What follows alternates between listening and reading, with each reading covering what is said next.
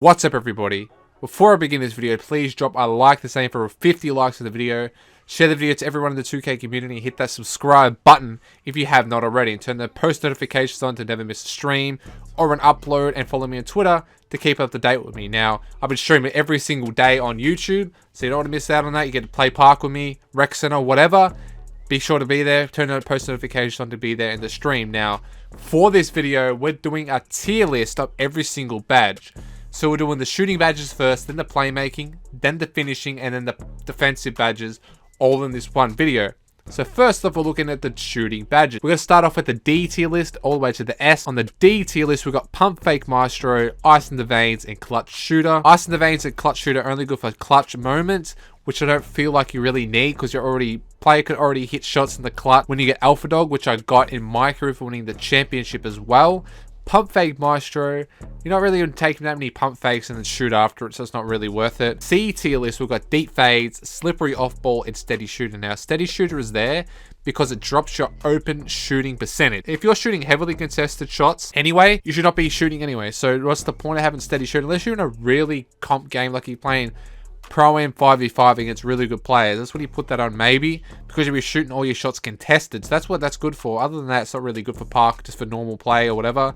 Slippery Off Ball, it's okay. And then Deep Fades, it's only really good for centers or small forwards or point guards that just take fadeaways in the post, which not really many point guards do. It's good for centers, and that's why I put it in the C tier list.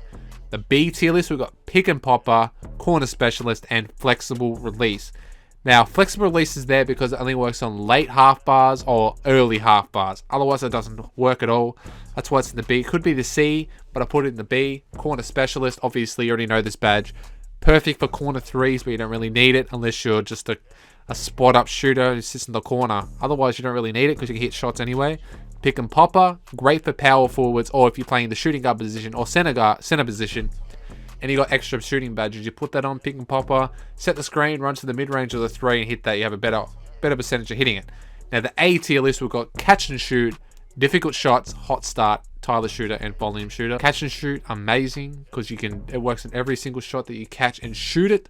So I really love that badge. And the Difficult Shots is a really bad badge this year. I may even put that to the B tier list because it doesn't work on threes. And then the mid-range on Hall of Fame, it works better on gold.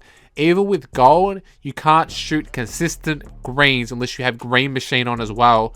With difficult shots, you won't hit most of your whites. Most of your whites will brick, even with that badge. Hot Start, amazing badge if you can hit your first shot. If you don't hit your first shot, it will not activate for the rest of the game. That's why it's only in the A tier list or the S tier list, because once you hit your first shot, you won't be missing again. Especially if you have Green Machine, you hit that first green, you'll be greening everything from there on. Tyler Shooter, perfect for shooters, shooting guard position, even point guard, even center maybe, because a lot of players, the stamina in this game is really bad. You lose stamina from just moving a little bit with the right trigger up. There's nothing you can do. Volume Shooter, best badge for Rec Center and Pro-Am because you're shooting a lot of shots, correct? So that's perfect. Now, Park, not so much. I use it for Park. I'm going to switch between Volume Shooter for Rec and then Green Machine for Park because Green Machines are more of a Park badge than a Rec Center badge. Now, if you have both of them put together, it's overpowered. Now, the S tier list, we've got Range Extender, you already know. You need that badge to hit your deep middies or even just threes at all. That helps you make all your shots. Quick Draw, you need that because you need to have a quicker release. If you just have Quick Draw Bronze, you got to have a better than nothing. So you need at least that Bronze. That's why it's in the S tier list. One of the best badges. Deadeye, again, one of the best badges. If you're shooting and they late close you out, you're going to hit the shot more likely than not. Probably about a 60-70% accuracy on making the shot after a late contest with Hall of Fame Deadeye. Green Machine, you already know this. Once you hit your first green and you time your shots perfectly every other time, they're going to be green, green, green. Especially in the twos, that's great. Hot Stone Hunter. I'm going to say Hot Stone Hunter is the best shooting badge. Only because once you get your hotspots, you get to increase your shooting then. And then if you hold Hot Stone Hunter on top of it, you're not probably missing from that hotspot. So if your hotspots from everywhere, that badge is OP. They are the best shooting badges in the tier list. What do you guys think? Now, next we have the playmaking badges. With the D tier list, we've got Pump Fake Maestro and Flashy Passer. Now, Flashy Passer is only there because it only boosts team takeover. But for rep purposes, Flashy Passer is the third best behind Lob Cities and Chargers in the Rec Center. Now, for Park, that's the second best because Lob Cities give you the most rep. Flashy Passer give you about the second most rep in the Park. Pump Fake Maestro, it's useless. You don't really need it. Dream Shake, I only put that in the C. I could put it in the B tier list for good post play. The Bailout, I put it in the C tier list because if you're just passing out of shots anyway, shouldn't have to use that badge. Unpluckable, that's there because it's one of the most useless badges in the game. I was going to put a D, but they did buff it a little bit to fix it. And Unpluckable does work a little bit. Next we have B tier list, which is Ankle Breaker. Now we know Ankle Breaker is not good this year because there's no good Ankle Breaker animations this year. So there's no point having it unless you're just an absolute dribble god and you get like a little stun animation and be able to speed boost to the right or left, wherever he is. Downhill, it's on the B tier list because if you're playing Rec Center with this, as soon as you get the ball, you have 100 speed basically with Hall of Fame. With a slushy, it's got to run down and get in front of everyone. Even if someone's beside you or in front of you, you got to overtake them and get that easy layup. Post spin technician, I don't really say anything about that. Great for post players. Then we've got tight handles.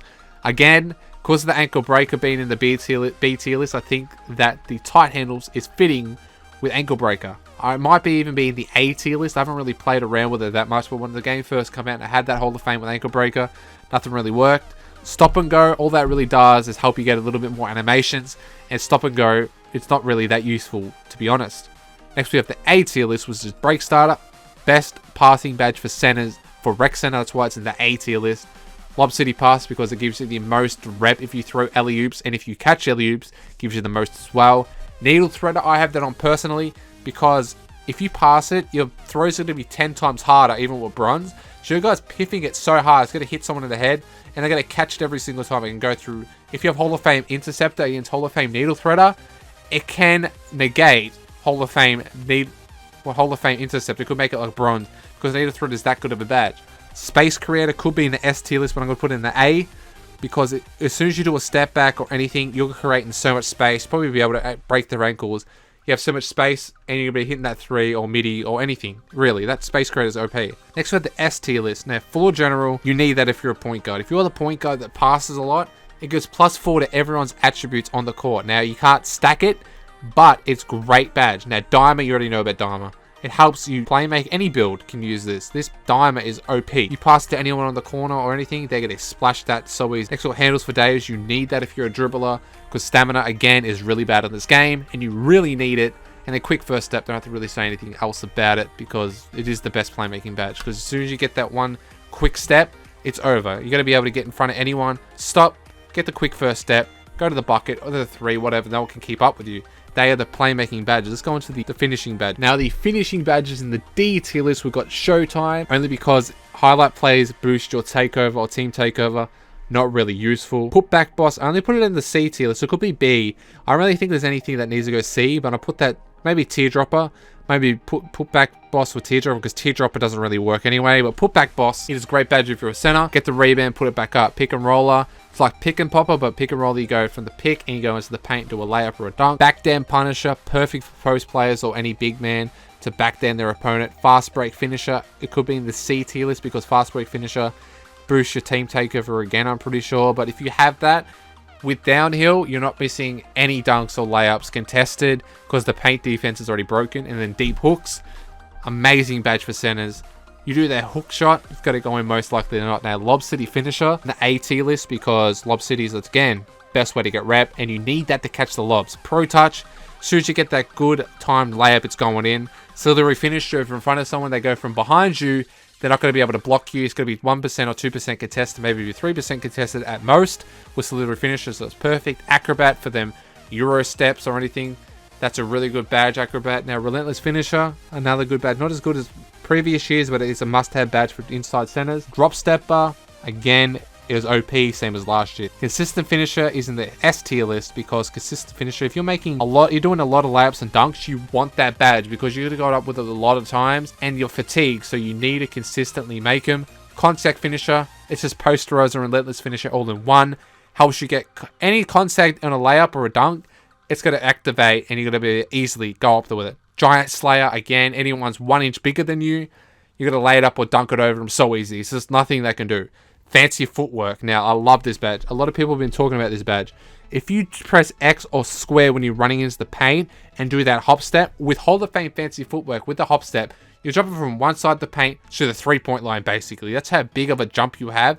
and fancy footwork can help you get around any defender on offense. Or, you know what I mean? This is OP. They are the finishing badges. Let's go into the defensive badges now. In the D tier list of defensive badges, Lightning Reflexes and Heart Crusher, pretty useless badges. Don't really say anything about them. C tier list, Chase Down Artist. I did hear from a little birdie that badge is overpowered, so I may have to put that into the B tier list or even the A tier list, but I do know it's overpowered this year. Off-ball pest, it's okay, not really the best. Rim Protector. Another thing about Rim Protector, it works better on Bronze than Hall of Fame, because at Bronze it actually gives you their extra animations. Hall of Fame, it negates them animations, and they need to fix that badge really badly. So put it on Bronze if you have it. Don't put it on Hall of Fame, put it on Bronze. Trapper, again, don't really have to say anything about it. Really good badge, but I only put it in the C tier list because you don't really need it. There's other badges that are better than it. Next in the B tier list, we have Defensive Leader. Defensive Leader puts +4, +1 for Bronze and +4 for Hall of Fame to everyone's defensive stats, and it shows you what they're going to be able to shoot from the percentages. So like Floor General shows your offensive possessions, what percentage your shot's going to go in. For that, Defensive Leader is going to show the opposition's percentages of their shots they're going to go in. Moving Truck, perfect badge if you're backing down anyone in the paint, but I really would put that into the C tier list and put Chase Down Artist above it. Post Move Lockdown, if you're going against any center build, you want that badge because they're going to do a lot of drop steppers, post moves, anything. Tireless Defender, again, should be in the A tier list, but I put it in the B, because if you have no defense, it's going to be working tremendously for you, man. You got to keep up with them. You got to be able to stop them any other way with Tireless Defender Hall of Fame. Now we've got the A tier list. We've got Brick Wall, best badge for setting screens. It's like Bruiser as well. It drains all their stamina as soon as they hit you. You can just bully them so easily. Pick Dodger, you need that badge. They buffed it because this year's game is all about screens. It's like 2K17. Remember that? Screen. So you need pick. Personally, I have it on Bronze. I don't have it on at all. I have not tried it on anything higher. I've actually tried it on Gold. It did not work that well. I feel like Bronze is perfect for this badge, but Hall of Fame may be different. I haven't tried it. Pogo Stick. Now, if you're just sitting there pressing Y or pressing triangle constantly, you want to get that block, Hall of Fame Pogo Stick will let you jump every, I think it's 0.6 seconds. You can jump. That's perfect. Now, Worm. If someone has you boxed out, you can go around their box out and get the rebound over them easily. Hall of Fame Worm is a perfect badge for competition games. Pickpocket, again, steals are overpowered this year. So disgustingly OP that Pickpocket, press X or square once, you're going to get the steal basically on Hall of Fame. Next we have the S tier list. Box, you want that if you're inside center or any center really. Because as soon as you get the box out, no one's going to be able to worm around you. If you have that Hall of Fame box versus Hall of Fame worm, it'll be button heads and be like equal.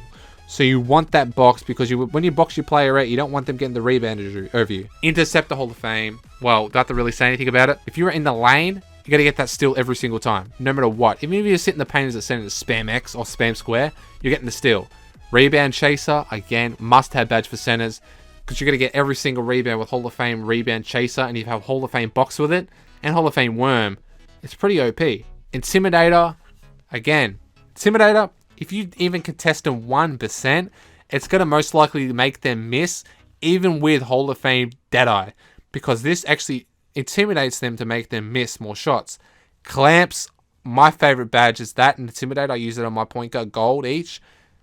Clamps, if you even bump them, you got to stop them on the 3-point line because it's like Bruiser, right? It strains all the stamina to get them stopped, makes them pick up the ball, and they can't do anything on the offensive end. But they are the badges. What did you guys think about them? Leave a like if you enjoyed, and hit that subscribe button if you're new. Follow me on Twitter, and watch my live streams every single day on YouTube. Now, that is the video. Type in the comment section down below if you made it this far in the video. Type blue, and tell me what you think about this tier list. Catch you guys in the next one.